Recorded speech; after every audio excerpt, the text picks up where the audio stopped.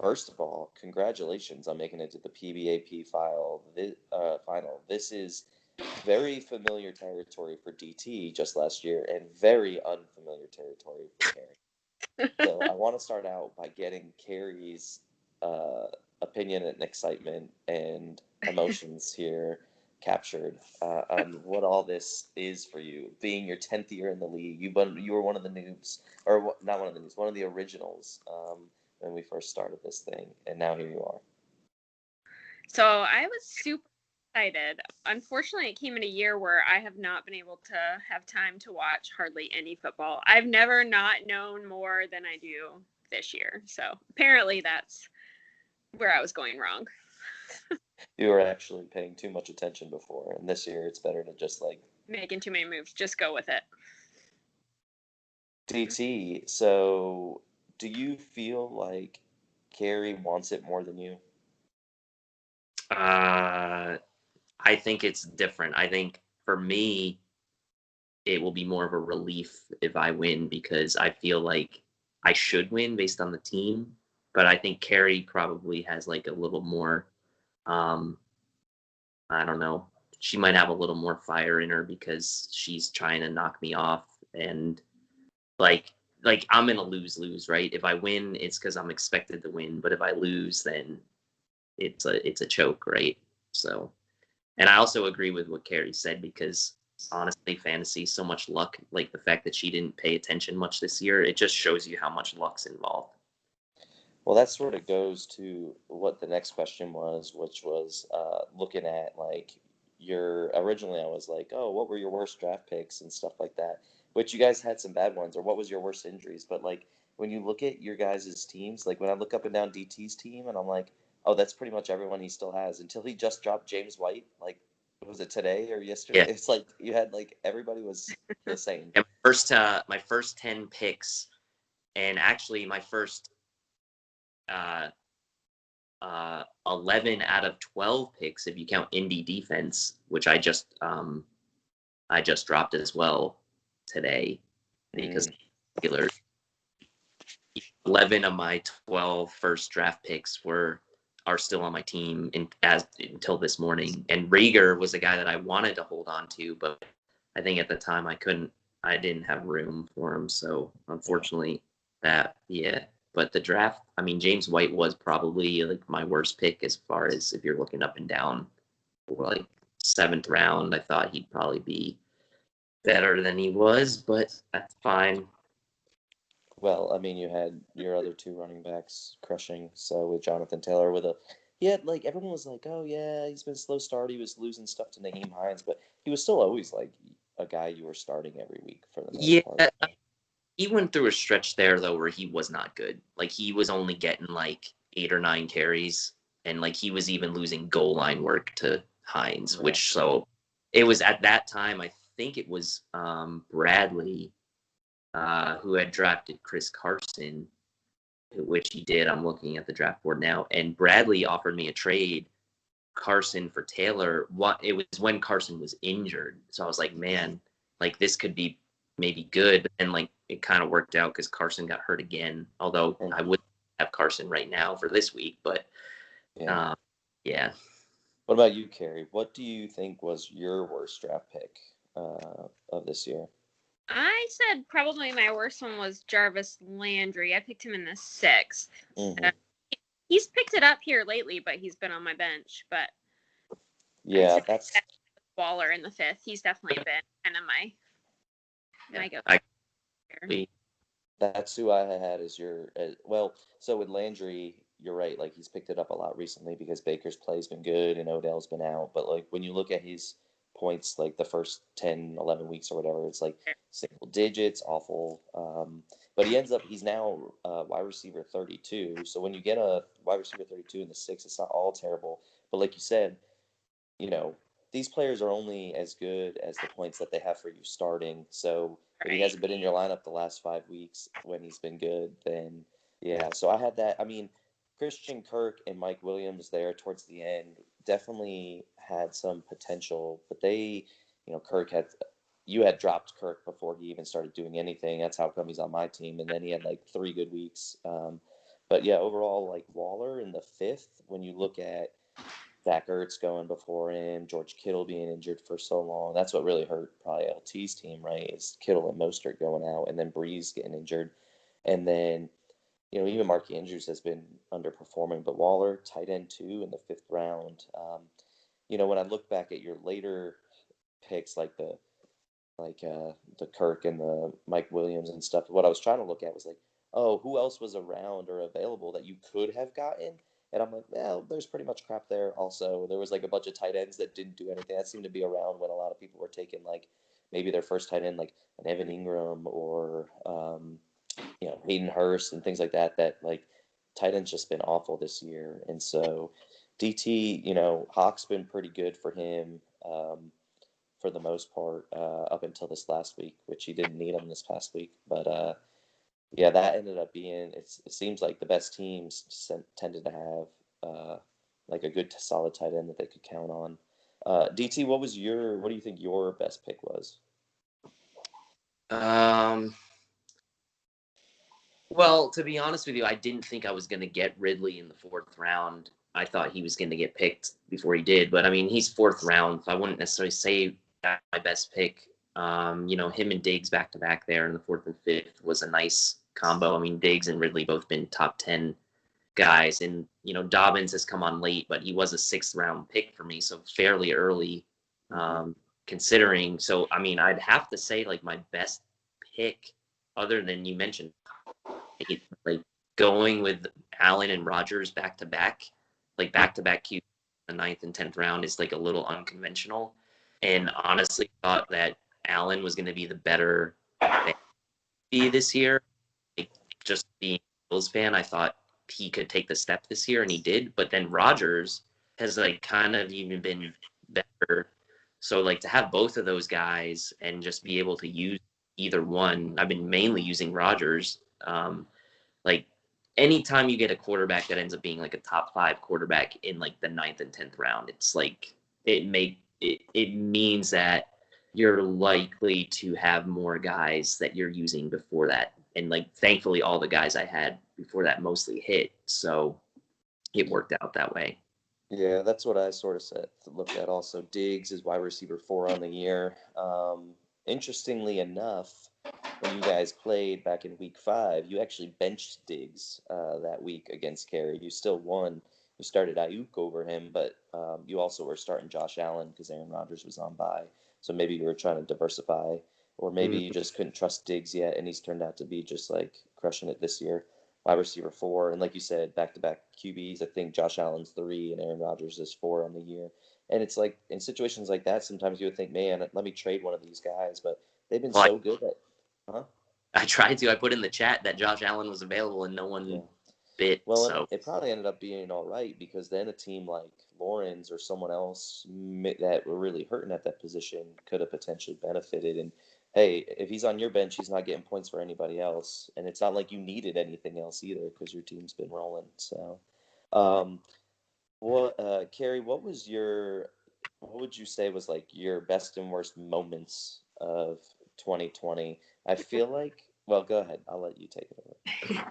So I was looking at this because I couldn't remember what week it happened, but definitely my best moment was week 2. So I remember I was going into Monday night. I was down like 22 points against Patty. Darren Waller, and right? Yes, Waller scored 23. I woke up in the morning and I beat Patty by a point. That was the best moment. The thing is, Patty did not go to sleep. Patty was talking we have a chat going with me, DT Core, Mike P, and Patty, and Patty was just like, "Can Waller stop catching it?" And he was so deflated in that chat. Yeah, that's a good one. What about like one of your down moments? So I put my worst week. I feel like it was week 8. I was playing Lauren, and my team was projected to do really, really well, and it just fell completely flat. I scored like 70 something points, and she beat me with like 80 something. So that was LT's year this year. I definitely put her down this week. That did not happen for me. Yeah, but you made a good run there at the end to make the playoffs and jump in all the way to the 3 spot. I needed to go look back and see like I think you've been. I need to look at the scores that you put up in the playoffs, but I think you probably would have still won your matchups regardless of who you were playing. But that's what's so crazy is we didn't really know 3 through 7 how they were going to shake Um, up, and it sometimes it comes down to who the matchup is and who you're playing. So, DT, what about you? Best moment was that putting up 180 on your bye week, week 14? I was gonna say that might have been my worst moment. 89 points during the bye week. Came down from that. No, I mean my best moment. I mean, I think my best moment was probably it must have been week 12, whatever it was, either week 11 or week 12, whatever week it was that I won and LT lost, and I guaranteed the number 1 seed and getting the bye. Because I mean, man, LT just kept finding ways to win. She wasn't scoring a lot of points, but she had the better record for so long. You know, she was undefeated for so long. She beat me in week 4, which was probably my worst moment. I had Derrick Henry was on a bye week that week. Calvin Ridley got 0 points against Green Bay. It's 0, like literally 0 against Green Bay. And LT had like 33 points from Kittle that week. This is before Kittle got hurt. So she beat me like by like 40 points or something that week. And I was like, you got to be kidding me. And then I kept seeing her win and win and win. But no, the best moment was probably whatever it was, either week 11 or week 12 when I finally took a loss. He lost. Yeah. But I still had to win though the next game because, you know, at that point you guys if I had lost, she would have still been ahead. So I had to make sure that I didn't lose. Yeah. And so beat Jared, which was nice, but well, you had to look at your team and know, or her team and know, like, there's no way she was going to keep getting. Well, I mean, you never know. Like fantasy's luck, like we were saying. Like you could go on a good, like you could win a game 75-65. You know, who knows? That was like me and Joe on the consolation ladder yesterday. I don't think he set a lineup, but he won like 70-67 this past week or something. It's like, and I actually set a lineup. That's the sad thing. All right, now heading into the championship. All right, Carrie, I'll start with you. What's your biggest concerns with your team heading in? What's the biggest concern that you have with your team heading in specifically? I don't have a running back. My running back is terrible. It looks like Jones is not going to play. Ronald Jones is not going to play. So I had to go on waivers today. I think I picked up Marquise Brown, who LT dropped, and I put in Jerick McKinnon. It's just bad. I probably should not have traded Aaron Jones to Patty. That was probably one of my bigger mistakes. But that's what I had as your biggest waiver move. Yeah. So that's where I just really have nothing at running back at all. Yeah, that was, I mean, you got Deontay Johnson in that trade, but Gurley, Patty was selling high on Gurley with all his touchdowns. He was falling into the end zone, and you still have Gurley, but like you can't start him because I think they've even said like he's not even the starter anymore. I started him last week. I think he got 2 points. So I think your running backs. It'll be so just of note. So you got McKinnon, Malcolm Brown, right? In week 5 against DT, you also started Jerick McKinnon, who got you a nice solid 1.5 points. Just FYI, him and Josh Kelly that week was one of your running backs and your flex, and they combined for 6.8 points. So, I will say this though, you had Darrell Henderson at the time, and your optimal lineup would have beaten DT. Not his optimal lineup, but would have if you had set an optimal lineup and had Darrell Henderson instead of McKinnon, you would have beat him that week. So that should give you some excitement heading in. Yeah, exactly. What about you? Oh, and for you, I also saw with Tyreek Hill's hamstring. Hopefully he's good to go. I know they're just kind of resting, but. Yeah, I was hoping he has a good matchup. I was hoping he'd be my one to take it to go for 50 again. Last week, so I can't count on him again this week. Yeah. What about you, DT? What's your biggest concern, if you have any? Well, I have a couple concerns. One, that Carey's got these 2 running backs that can all of a sudden be starters as other people have been injured, which is kind of annoying, right? Like Mostert and Jeff Wilson both got hurt. So now all of a sudden Jerick McKinnon's like a starter. And when he's played as a starter, he's been pretty good. He's gotten like around 15 points a game when he's been the main guy. And Malcolm Brown can do the same thing. Tyreek Hill and Waller, those guys are like week winners. Like those guys could each get like 25, 30 points. And Brady has a good matchup inside against Detroit. the line. So, and Thielen, he's a number 10 wide receiver this year. So like she's got like a really high ceiling team, I would say. My concern with my team are some of the matchups. I don't like Jonathan Taylor against the Steelers. I don't like Diggs against the Patriots. Ridley, I don't really like against the Chiefs. They've been good against receivers. So my concern is like, how much am I going to tinker with the main lineup that I've used all year, right? Am I going to put like Dobbins in this week for Jonathan Taylor as like a bold move because the matchup's way better? Or am I going to put like IU against the Cardinals, right? Like probably not, but I guess my biggest fear is that my main guys that I've counted on all year, some of them have produced this week. pretty bad matchups. So yeah, that's what I had. Diggs's injury, which you probably know most about, and whether or not it's actually looking like he's going to play or not. He probably will, right? But like you said, his matchup and all your receivers' matchups not ideal this week. Well, if he doesn't play, then it kind of makes the decision for me, right? Then I use IU.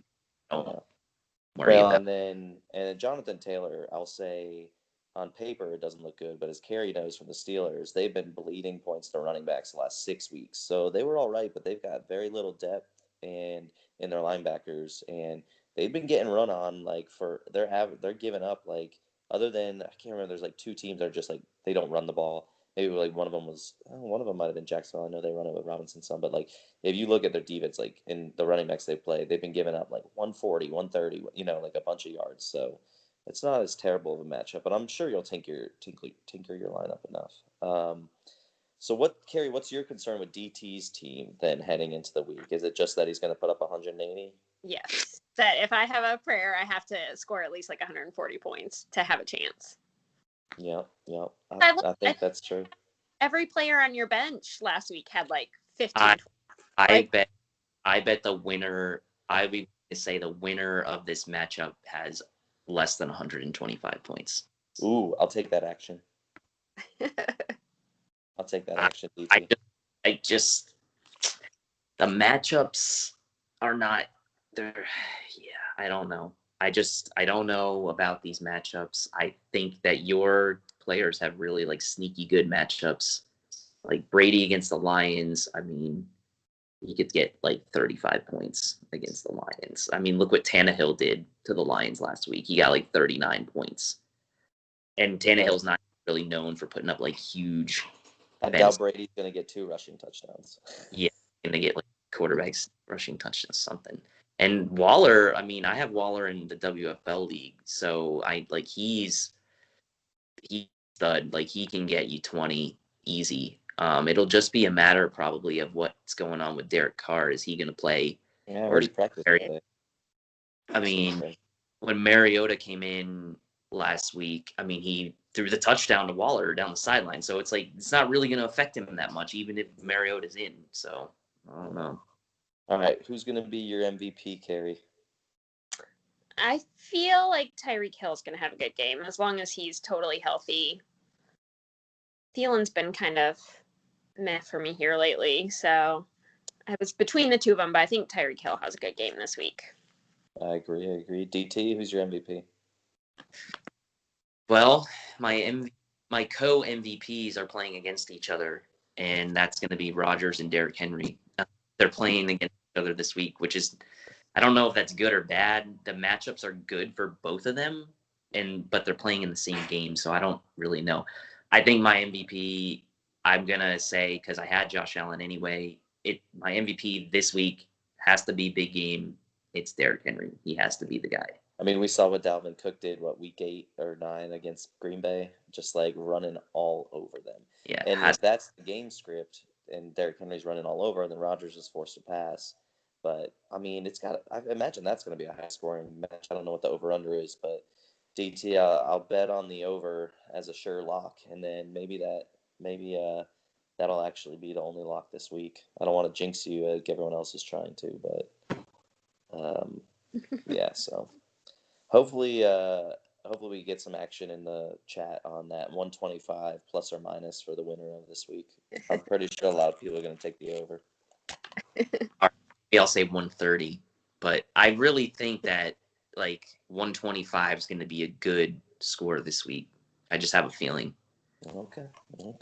Carrie's going to be like, if I put up 125 and lose, I'm coming for you, DT. 125 would always be a really good week for me. So. Yeah. All right. Well, thanks for jumping on, guys. Appreciate answering the questions. Any parting words, smack talk to each other, Carrie?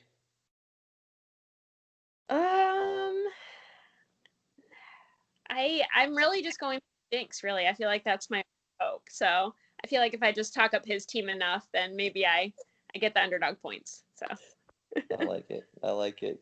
DT? I mean, DT is like, you've got to be, you're no, like, lose. No, smack talk to Carrie because like I have no ill will against her. So like if she beats me, she beats me. I'll be at least happy that if Carrie wins, it'll be the first time you won, right, Carrie? If you win, and won't be like Jer or Patty or someone like that. Can't stand Jer winning again or Patty winning again. Yeah, it's like so it's fine. I mean, the I'm other already bit of history. Massive letdown, so it's okay. The other bit of history is going to be if Carrie wins, she'll be the first female to win, unless you count Lair. And if DT wins, then he'll be the first back-to-back winner. So there'll be history made here. So we'll see. DT's probably like, obviously he hopes to win because he wants to win, but he's also like, not, and I don't have to bring the trophy to anybody. I can just keep it here. Yeah, it's right there. Oh no, he's just. Oh, you're on the blur. You got the blur background. It's too far. It's on portrait mode, I think. So that's why. All right, guys. Well, best of luck to each of you. I'll do a little preview of the matchup as it gets closer to game time. We got a game Friday, and then 3, I think, 3 or 4 on. Is it 3 on Saturday, DT? 3 on Saturday. All hope that Raheem Mostert and Jeff Wilson are healthy for this game. I think Carrie begs to differ. I saw DT. Did you pick up Ahmed or whatever? Yeah, I mean, I was trying to somewhat block Carrie there by picking up guys, but I knew that Malcolm Brown was still out there, and I didn't have anyone else to drop. Like, the only other thing I could have dropped was Saints defense, but I still haven't decided whether I'm going to use them or the Bears. I was going to say, we're going to see on Sunday, DT drop any guy that he's just not starting. He doesn't care how he dropped Josh Allen just to. No, Josh Allen's staying on the squad for, I've pretty much been not starting him all year to hedge against the Bills, like making sure like if he has a good game, then I'll be happy because the Bills probably going to win.